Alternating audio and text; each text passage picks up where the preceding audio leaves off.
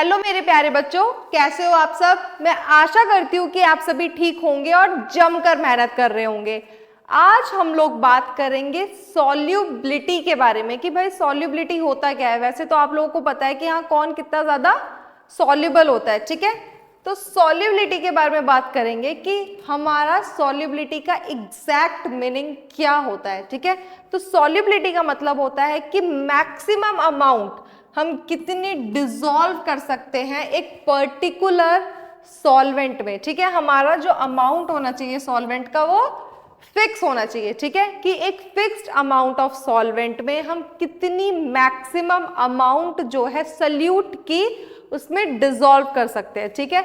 Suppose करिए कि मेरे पास एक ग्लास है, उस ग्लास में मेरा वॉल्यूम ग्लास का फिक्स है और उसके बाद मैं क्या कर रही हूँ उसमें सॉल्ट डाल रही हूँ, ठीक है।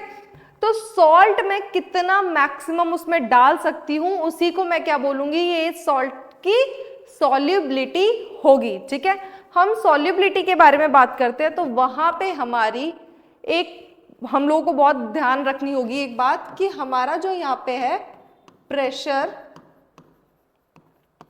And temperature should be fixed. आपको पता है कि अगर मैं टेम्परेचर बढ़ा दूंगी, ठीक है, हीट करने लग जाऊंगी उसी सॉल्ट सोल्यूशन या शुगर सोल्यूशन को, तो क्या होगा, मेरी सॉल्युबिलिटी बढ़ जाएगी, ठीक है। तो उसको हमारी सॉल्युबिलिटी में थोड़ा फर्क आ जाएगा। तो हम लोग क्या याद रखेंगे कि pressure and temperature must be constant, okay. हमारा टेम्परेचर और प्रेशर भी कांस्टेंट रहेगा, हमारा जो अमाउंट रहेगा सॉल्वेंट का वो भी कांस्टेंट रहेगा, और तब हम उसमें क्या डालेंगे, सल्यूट डालेंगे, उसको क्या बोलेंगे, हम उसकी सॉल्युबिलिटी बोलेंगे, ठीक है। सॉल्युबिलिटी में ये दो वर्ड आते हैं, ठीक है। क्या होता है इनका मतलब, एक होता है डिसोल्यूशन और एक होता है क्रिस्टलाइजेशन, ठीक है। डिसोल्यूशन कुछ भी नहीं होता है, आपने एक क्या लिया था, एक ग्लास लिया था, उस ग्लास में सॉल्ट डाला, ठीक है। तो सॉल्ट कितना उसमें डिसॉल्व हो गया है, ठीक है, और उसमें सॉल्ट की कंसंट्रेशन बढ़ गई है, उसी चीज को बोलते हैं हम लोग क्या, डिसोल्यूशन, ठीक है। कि हमारा कितना डिसॉल्व हो गया है सॉल्यूट और उसकी कंसंट्रेशन बढ़ गई है हमारे किसमें, सॉल्वेंट में, that is known as our dissolution, ठीक है। अच्छा बताइए कि अगर मैं पानी में सॉल्ट डाले जा रही हूँ तो एक लिमिट ऐसी आएगी कि सॉल्ट घुलना बंद हो जाएगा, ठीक है। आप सॉल्ट डालना तो एक लिमिट ऐसी जरूर आएगी कि आपका सॉल्ट घुलना बंद हो जाएगा, जिसे बोलते हैं हम सैचुरेटेड पॉइंट, ठीक है। और अगर घुलना बंद हो जाएगा तो फिर उसके बाद क्या होगा कि आपको यहां नीचे सॉल्ट दिखने लग जाएगा, भाई सॉल्ट दिखेगा ना, तो इस टर्म को हम बोलेंगे क्या, क्रिस्टलाइजेशन, ठीक है। क्रिस्टलाइजेशन क्या होगा कि हमारा जो सल्यूट है वो एक डिसॉल्व होना बंद हो गया है और बाद में नीचे बॉटम पे हमको मिलेगा, वही हमारा क्या होता है, क्रिस्टलाइजेशन, ठीक है। दोनों वर्ड समझ आ गए, मीनिंग समझ आ गई, ठीक है। नेक्स्ट हम लोग देखेंगे भाई कि क्या होगा, एक इक्विलिब्रियम सेटअप हो जाएगा अगर हम ऐसे करेंगे। इक्विलिब्रियम पता है ना कि जितना हमारा रिएक्टेंट है उतना ही हमारा प्रोडक्ट, ठीक है। इक्विलिब्रियम कैसे सेटअप होगा भाई, देखो इतना मेरा पानी था, ठीक है, उसके बाद एक लिमिट ऐसी आएगी कि ये घुलना बंद हो गया, जिससे मैं बोलूँगी क्रिस्टलाइजेशन, नीचे हमारा सल्यूट यहाँ पे कुछ ना कुछ प्रेजेंट होगा, ठीक है। अब एक बात बताइए कि मैंने यहाँ पे और सॉल्वेंट डाला है, ठीक है, मैंने और सॉल्ट डाला है, ठीक है। तो सॉल्ट डालूंगी तो जितना मैं सॉल्ट ऐड करती जाऊंगी उतना ही सॉल्ट नीचे बैठता चला जाएगा, ठीक है। मैं और सॉल्ट ऐड करूंगी, फिर सॉल्ट जो है नीचे बैठ जाएगा, क्योंकि हमें पता है ना कि इससे ज्यादा इसमें हम और सल्यूट नहीं डाल सकते, ये मैक्सिमम पॉइंट है हमारा, ठीक है। तो क्या होगा कि मैं ऐसे बोल सकती हूँ कि हमारे नंबर ऑफ सल्यूट पार्टिकल्स जो होंगे फिक्स रहेंगे, ठीक है, वही हमारा इक्विलिब्रियम होगा, ठीक है। वही लिखा हुआ है, the number of solute particles going into the solution will be equal to the solute particles separating out। जितने हमारे solute particles जाते रहेंगे उतने ही हमारे separate होते रहेंगे, ठीक है। और डालो फिर सेपरेट हो जाएंगे, और डालो और सेपरेट हो जाएंगे। इसी चीज को क्या बोलेंगे, हम बोल सकते हैं ना कि इक्विलिब्रियम अटेन कर लिया है, ठीक है।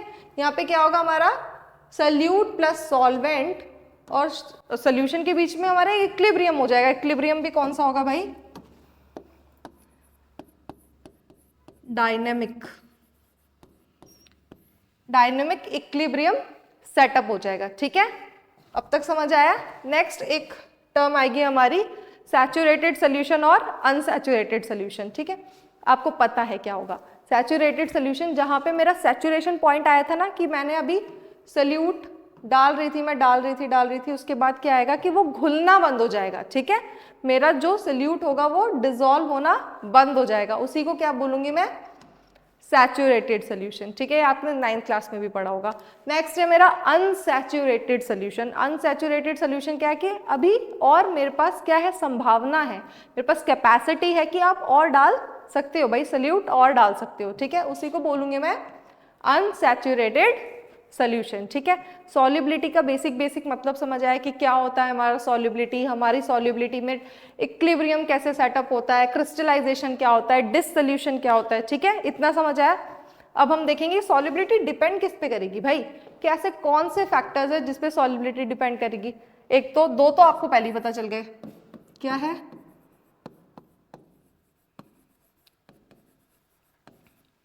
Next one is your pressure, third है मेरा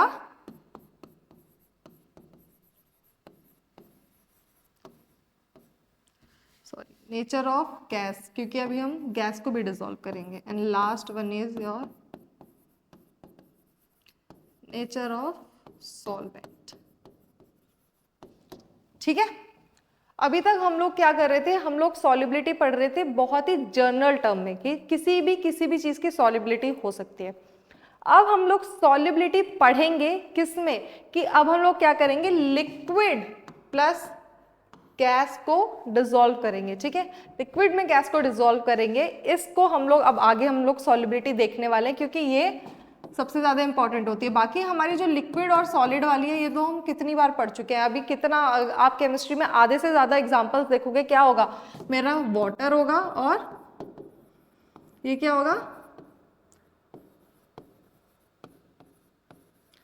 शुगर या सॉल्ट होगा, ठीक है। ये तो हम लोग कितनी बार पढ़ चुके हैं। अब हम लोग कुछ नया देखेंगे, क्या देखेंगे कि लिक्विड और गैस का क्या करेंगे, हम लोग एक सोल्यूशन बनाएंगे, ठीक है। एक एग्जांपल दीजिए लिक्विड और गैस का। आप सोच सकते हो कि आपकी जो कोल्ड ड्रिंक होती है, कोल्ड ड्रिंक में भी तो हमारा लिक्विड में क्या CO2 गैस होती है, वो भी मेरा किसका एग्जाम्पल है, इसका।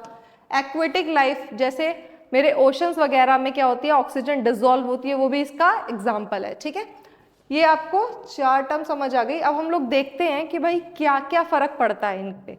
टेम्परेचर पे देखेंगे सबसे पहले क्या पड़ेगा, और हम लोग याद रखिए किसके बारे में पढ़ रहे हैं, लिक्विड प्लस गैस के बारे में, ठीक है। टेम्परेचर पे क्या पड़ेगा कि मान लो मेरी एंडोथर्मिक रिएक्शन है। एंडोथर्मिक रिएक्शंस क्या होती है, जिसमें हीट एब्जॉर्ब हो रही है, ठीक है।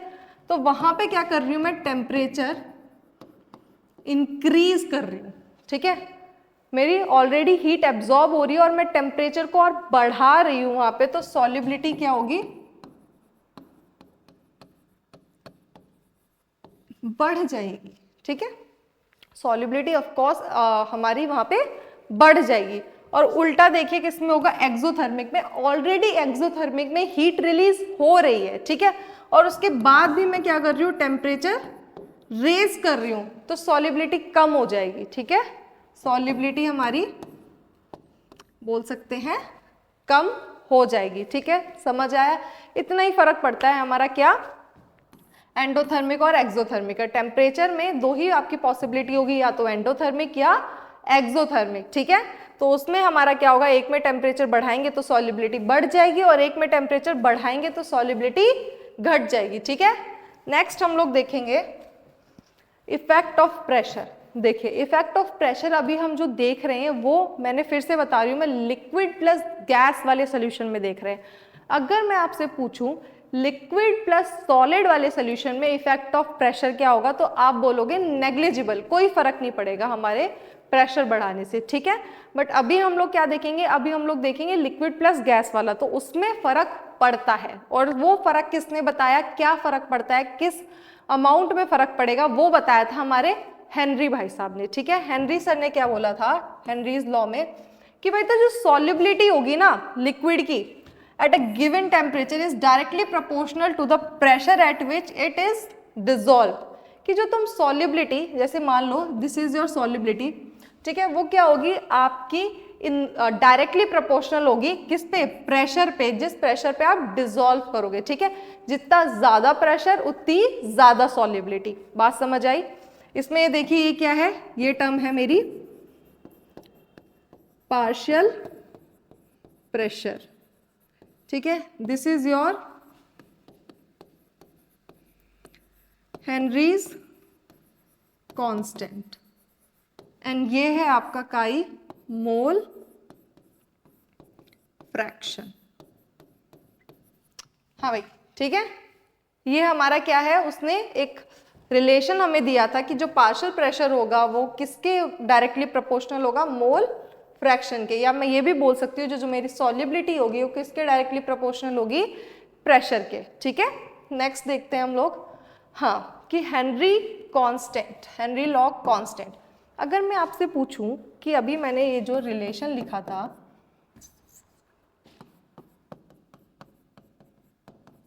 ठीक है, इसमें हेनरी लॉ की कांस्टेंट जो है, हेनरी लॉ कांस्टेंट की आपकी यूनिट क्या होगी।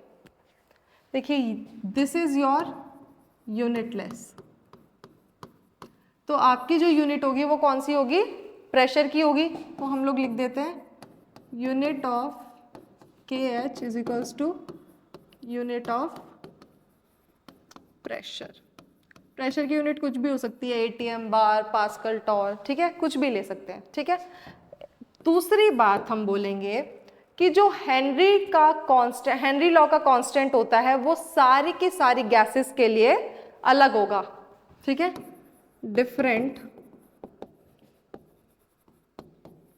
फॉर ऑल गैसेस, ठीक है। सारी गैसेस के लिए हमारा हेनरी का कांस्टेंट जो है अलग अलग होगा, ठीक है। नेक्स्ट देखेंगे हम कि हेनरी लॉ कांस्टेंट जो है इनवर्सली प्रोपोर्शनल होता है किसके, सॉल्युबिलिटी या मोल फ्रैक्शन के, ठीक है। ये बात तो हमने पहले भी देखी है।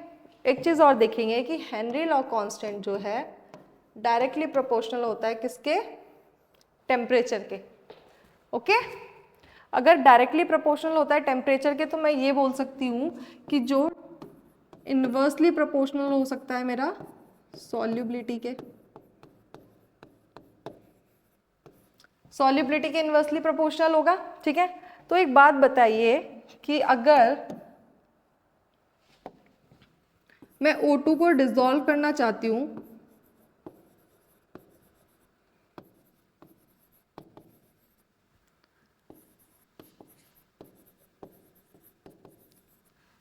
ये जल्दी से डिसॉल्व किस में होगा, O2 को मुझे डिसॉल्व करना है या तो वार्म वाटर में या कोल्ड वाटर में, डिसॉल्व जल्दी किस में होगा, ठीक है।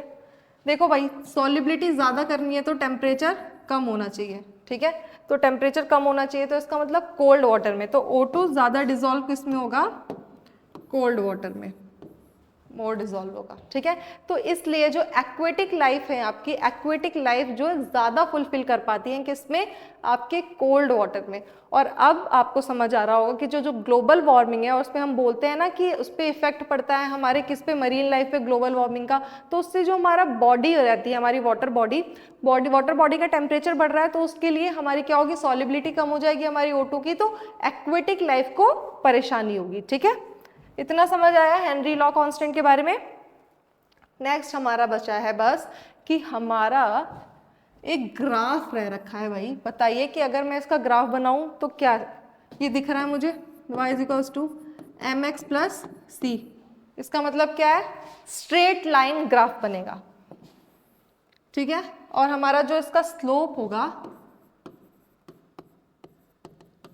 kh होगा, ठीक है। स्लोप कैसे निकालेंगे,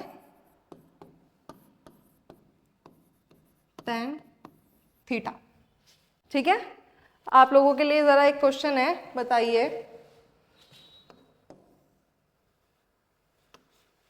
कि अगर मैं सेम सॉलिबिलिटी और पार्शियल प्रेशर के बीच में ग्राफ बना रही हूं, ठीक है,